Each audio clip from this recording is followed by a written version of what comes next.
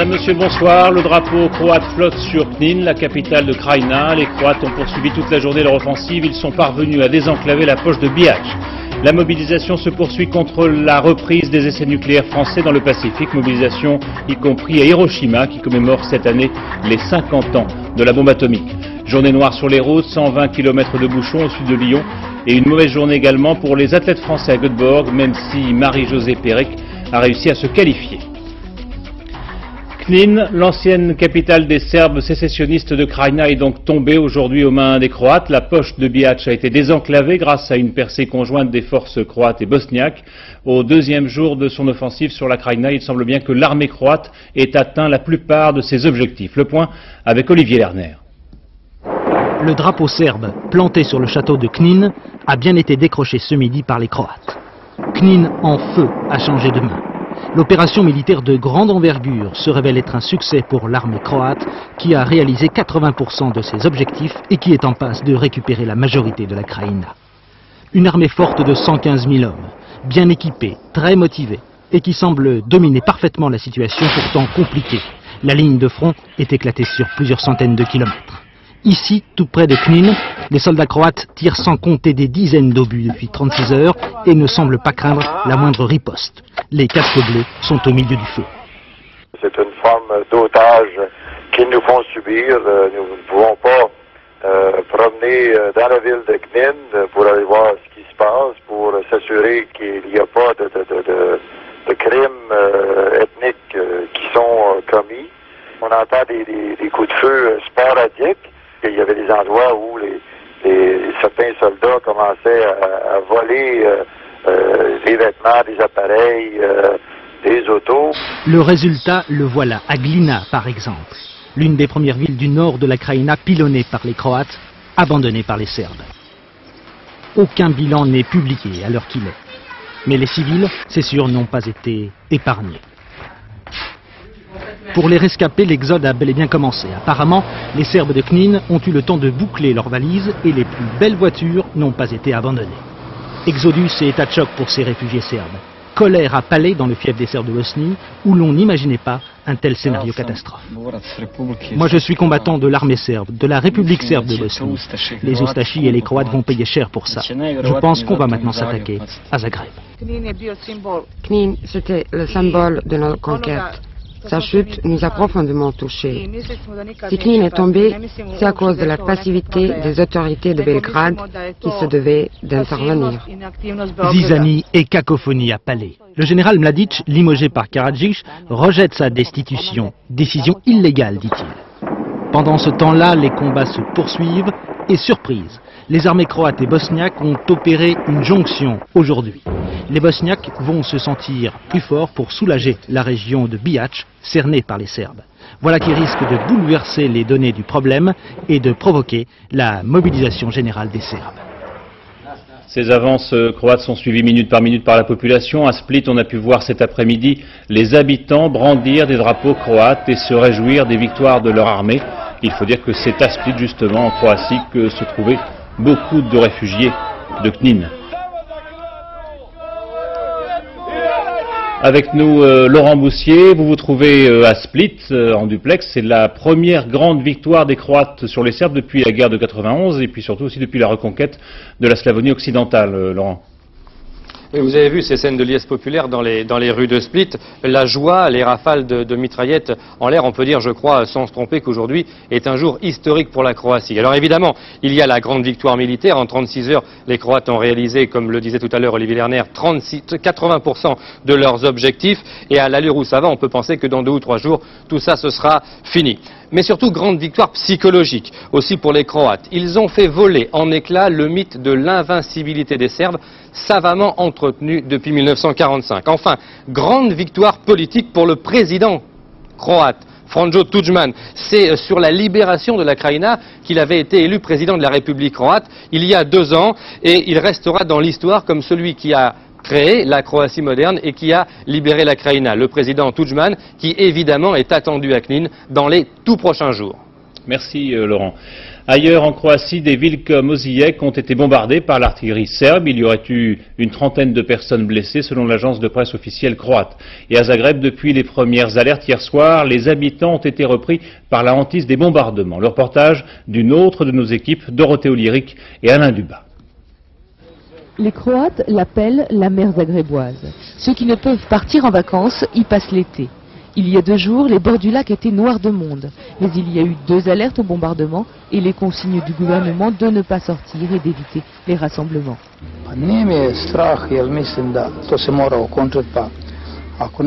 Je n'ai pas peur parce que de toute façon ça doit s'arrêter. Et si on a de la chance, qu'on soit au bord du lac ou ailleurs, il ne nous arrivera rien. Et puis, il faut que l'on passe par la guerre. Moi, je suis prêt à aller me battre et je suis même prêt à mourir. Mais d'une façon ou d'une autre, il faut que cela s'arrête. Presque tous ici soutiennent l'offensive croate, même s'il doit y avoir des victimes, même si la communauté internationale condamne cette action militaire. Alors, aujourd'hui, ils ont fêté la prise de la ville de Knin. On était tellement heureux. Il y a des personnes qui tiraient dans la rue, d'autres qui criaient de joie. Mais vous savez, on attendait ça depuis longtemps. Et aujourd'hui, nous sommes très fiers. Et nous soutenons nos troupes sur le front. We are with our guys.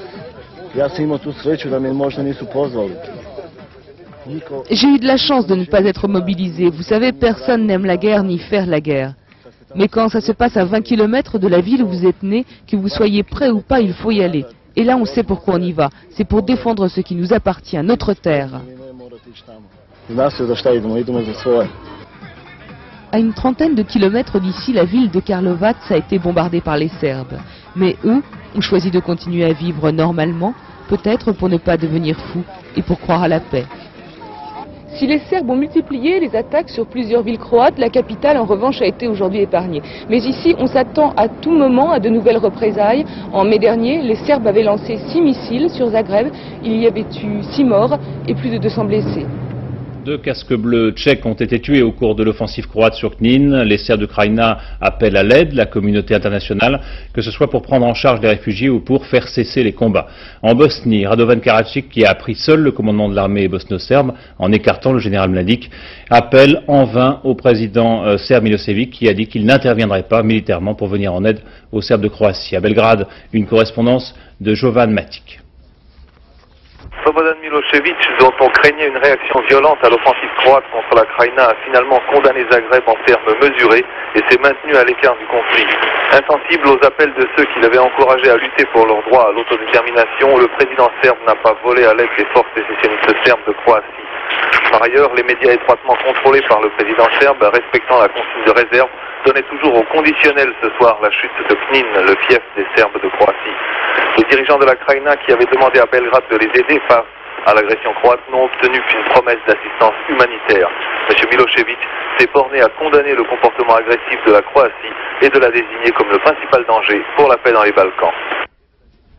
Autre chose, le festival des punks à Hanovre n'a jamais aussi bien porté son nom. Il s'appelle les Journées du Chaos. La nuit dernière, 132 policiers ont été blessés dans des affrontements avec les punks et ce n'est sans doute pas fini. Anne Poncinet. Question chaos, le rassemblement de Hanovre est plutôt une réussite. 2 journées d'émeutes, un magasin pillé, 132 policiers blessés et plusieurs centaines de punks arrêtés, le bilan est bel et bien chaotique. Au départ, il s'agit d'un festival punk qui depuis 11 ans se tient dans une ancienne chocolaterie, lieu de squat pour les punks de Hanovre.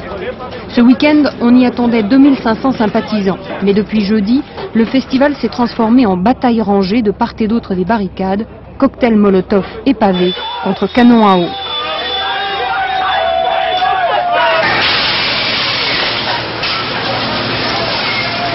Le tout agrémenté de bagarres entre punk, skinhead et hooligans. Aujourd'hui, à l'issue d'une nuit particulièrement violente, la police a purement et simplement décidé d'interdire la ville à toute personne présentant l'allure d'un punk. Des incidents du même genre, mais jamais aussi graves, s'étaient déjà produits lors de ce festival en 84 et 94. Ce matin, le calme était revenu dans la zone de la chocolaterie, mais la police de Hanovre a appelé du renfort. En France, Jacques Chirac est arrivé à Toulon en fin d'après-midi avant de se rendre au fort de Brégançon. Le chef de l'État, accompagné de sa fille Claude, a décidé d'y passer quelques jours de vacances en famille. On ignore et la durée et le programme du chef de l'État pendant son séjour. Il devrait dormir, dit-on à l'Élysée, travailler et se faire quelques petites bouillabaisse. Bison Futé annonçait un samedi rouge sur les routes. Aujourd'hui, la journée a presque été noire. Plus de 120 km de bouchons dans la vallée du Rhône. La circulation n'est redevenue fluide qu'en fin d'après-midi. Yannick Arroussi. La Méditerranée par un samedi de mois d'août, ça se mérite. Ils sont nombreux à avoir la même idée et le même objectif, les vacances. Résultat, 125 km de ralentissement sur l'autoroute entre Mâcon et Orange. Diesel à gauche. Seules oasis dans cet enfer de bitume, les aires de service et de repos. Elles sont littéralement prises d'assaut. On se réhydrate, on se détend, on compare sa moyenne, 14 heures pour 600 km pour des Auxerrois, 10 heures pour 800 km pour des habitants de Maubeuge. On râle ou on prend son mal en patience. Ça se passe assez bien, à part quelques ralentissements à partir de Villefranche-sur-Saône. Et tous les 25-50 km ralentissement, après ça redémarre, ralentissement. Ça roule, ça s'arrête, ça roule, ça s'arrête, c'est des bouchons tout le temps. Et on peut pas sortir, on peut pas s'arrêter parce que tout est plein. Je suis bien fou. Si je pouvais faire demi-tour ou monter en l'air, j'aurais monté quoi. Pendant ce temps, le CRIR de Marseille garde la tête froide. Ce genre de situation est parfaitement connu et expliqué. Les samedis se joignent traditionnellement des gens qui partent en vacances et des gens qui partent en week-end. Plus sur les grandes agglomérations, comme Montpellier par exemple, des gens qui font du cabotage local, c'est-à-dire qui se rendent dans les supermarchés et autres. Une amélioration est attendue en fin de journée. Patience, au bout du long ruban gris, c'est bientôt la grande bleue. 3 personnes sont mortes et une autre a été blessée dans un accident de la route entre Cholet et Angers hier soir. La conductrice âgée de 74 ans a perdu le contrôle de sa voiture. Elle a été blessée. Ces 3 passagers âgés de 75 à 80 ans ont tous été tués sur le coup. Les orages arrivent par l'ouest. À Nantes, l'orage a détruit une maison. À Belle-Île, dans le Morbihan, une jeune fille qui faisait du vélo a été foudroyée. Elle a dû être hospitalisée dans un état grave. Et à Sarlat, la grève a provoqué des dégâts sur des champs de maïs, de tabac et des arbres fruitiers. Partout ailleurs, c'est encore la canicule. Exemple dans les Pyrénées-Atlantiques, un département pourtant bien arrosé d'habitude, où les agriculteurs se voient interdire le pompage dans les rivières. Gilles Marinet et Marie-Pierre Cassignard. Cet affluent du Gave de Pau est à sec et il faut tout l'optimisme de la jeunesse pour espérer tirer quelque chose des flaques qui subsistent. Tout près, au village, à Donien, on parle sécheresse entre voisins. Autrefois, c'est vrai qu'elle était, ça coulait tout le temps, je ne l'ai jamais vue sèche, je n'ai jamais vu de manque d'eau sur cette rivière. On y pêchait l'été, l'hiver, enfin depuis le début de la saison, depuis le mois de mars jusqu'au mois de septembre, sans aucun problème. La sécheresse tombe bien mal en période de floraison du maïs. Les rendements dans ce département où cette culture domine en seront affectés, d'autant que tout pompage dans les petites rivières est désormais interdit. Gaston Faury, lui, s'alimente dans un gave avec beaucoup de restrictions. Il a encore le droit d'arroser, mais ses plantes souffrent. Et les premières à avoir séché sont celles d'en bas. Et puis, si ça continue, si la sécheresse continue, c'est l'ensemble de la plante qui va être totalement sèche. Et, évidemment, le grain ne sera pas au rendez-vous de l'épi qui est déjà formé. Avec le maïs, la pêche est un élément important de l'économie locale. La réputation des grandes rivières pyrénéennes n'est plus à faire. D'où l'inquiétude des pêcheurs, car le niveau des gaves, pourtant alimentés par la haute montagne, est lui aussi en baisse. Si les saumons sont menacés, nous n'aurons pas une bonne reproduction cet hiver. Voilà le problème. Problème d'abord qui touche les salmonidés. Souvent, les pêcheurs sont virulents à l'égard de ceux qui prélèvent l'eau des rivières. Mais ici, ils admettent que les pompages n'expliquent pas tout. Mieux, ils sont décidés à travailler avec les irrigants. Nous allons essayer maintenant d'être intelligents, Monsieur Faury. Oui, je crois que non seulement nous allons essayer, mais nous allons essayer de nous adresser aux autorités compétentes pour faire en sorte que soient peut-être créées des retenues en tête de ces rivières pour pouvoir stocker pendant l'hiver l'eau qui nous manque tant maintenant. Des retenues d'eau et des barrages, c'est pour l'avenir. Dans l'immédiat, il faudrait que tombe 200 mm d'eau en 8 jours pour sauver la situation. En Haute-Corse, un vacancier d'une quinzaine d'années qui chahutait avec des camarades sur la place d'un village à Aregno, près de Calvi, a été tué par un sexagénaire qui ne supportait pas le bruit qu'il faisait. Il était environ minuit. L'homme leur a tiré dessus. Il a été placé en garde à vue. La mobilisation contre la reprise des essais nucléaires français, une manifestation a eu lieu à Cherbourg, une autre en Grèce, devant l'ambassade de France, d'autres en Allemagne, d'autres encore sont prévues demain en Espagne. Est-ce pour calmer le jeu?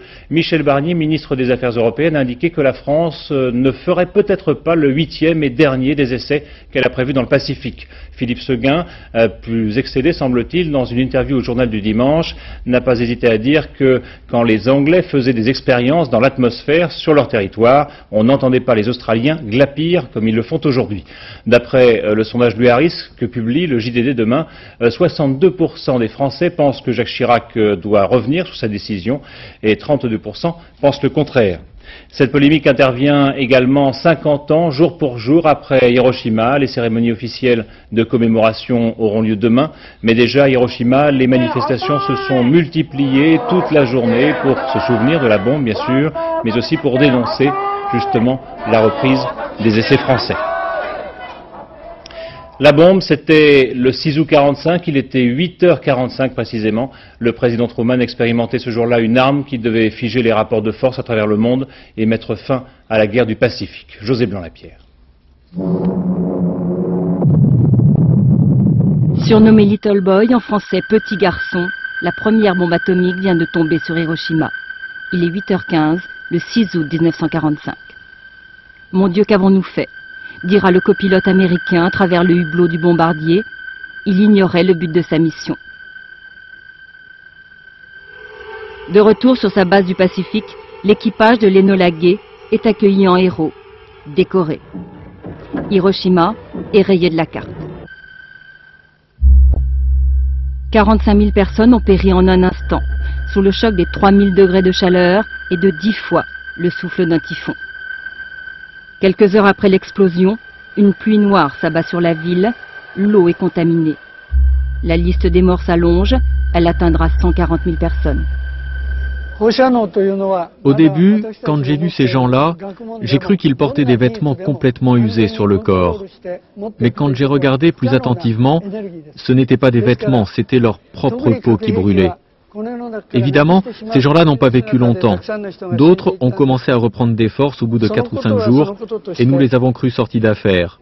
Pourtant, ils sont morts eux aussi. 3 jours plus tard, le 9 août, une deuxième bombe est lâchée sur Nagasaki. Bilan, 80 000 morts. Le lendemain, l'Amérique est en liesse. Le Japon vient de capituler. Le 15 août, l'empereur demande à son peuple d'accepter ce qu'il nomme l'insupportable, l'occupation américaine. Le Japon, qui rêvait d'un partage du monde avec les nazis, est terrassé. Staline, auquel Truman prêtait l'intention d'envahir le Japon, sait à quoi s'en tenir. L'Amérique, quant à elle, est vengée de l'humiliation de Pearl Harbor, de l'acharnement des chasseurs nippons sur sa base navale de Hawaï, détruite aux 3/4 le 7 décembre 1941. Commence alors la bataille du Pacifique. Washington est terrorisé par la capacité de résistance des soldats nippons. Ordre est donné aux scientifiques de fabriquer la bombe atomique. Dirigée par Oppenheimer, les travaux vont durer 3 ans. En juillet 1945, la bombe est testée dans le désert du Nouveau-Mexique. 20 jours après, elle explose au-dessus d'une ville. Hiroshima sera présentée comme une prouesse technique. Albert Camus dira dans un article de combat « Il va falloir choisir entre le suicide collectif ou l'utilisation intelligente des conquêtes scientifiques ». Et à l'époque, il avait fallu plusieurs jours avant que les autorités japonaises et la presse comprennent qu'elles venaient de subir la première explosion nucléaire. Aujourd'hui, le fameux B-29 Enola Bay, le bombardier qui avait été utilisé pour larguer la bombe, est toujours exposé à Washington, mais jusqu'à une période récente, rien n'indiquait à quoi il avait servi. Philippe Rochaud. Ils sont 3000 chaque jour à visiter le bombardier d'Hiroshima, exposé au musée de l'air et de l'espace à Washington. Les photos grandeur nature de l'équipage souriant attendent les visiteurs devant ce B-29 qui semble vivre une deuxième jeunesse. Le bombardier d'Hiroshima n'aura pas toujours eu cette place d'honneur. Pendant plus de 35 ans, il a été abandonné dans un hangar de la base d'Andrews et ça n'est qu'en 85 qu'on a commencé à le restaurer pour aboutir à cette exposition. Une exposition très contestée qui aurait dû être grandiose mais qui n'a pas surmonté l'examen critique des anciens combattants de la guerre du Pacifique. Leur chef n'a pas donné son feu vert à ce qui aurait pu être une fresque très orientée de l'histoire d'Hiroshima et de Nagasaki.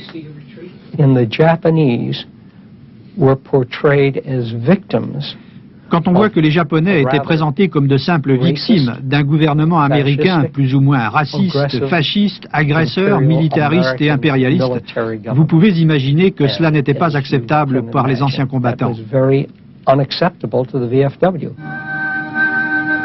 Alors c'est finalement l'université américaine de Washington qui accueille une exposition très réduite afin de ne pas choquer les mentalités.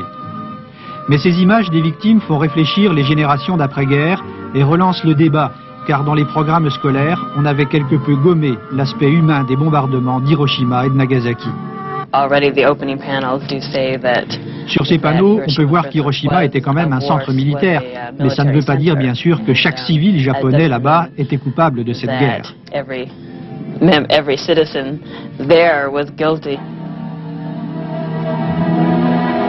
Mais aujourd'hui, c'est toute l'Amérique qui s'interroge dans ces débats d'historiens, retransmis même en direct à la télévision japonaise. Y avait-il d'autres moyens pour faire plier le Japon? Non, disent les uns, car une intervention militaire aurait pris des mois et le Japon lui-même fabriquait aussi sa bombe. Les militaires américains n'ont pas eu leur mot à dire, répond cet historien. Mais les pilotes, prisonniers des Japonais, comme cet homme, estiment qu'ils ne seraient jamais revenus si l'Amérique n'avait pas utilisé la bombe pour faire capituler le Japon.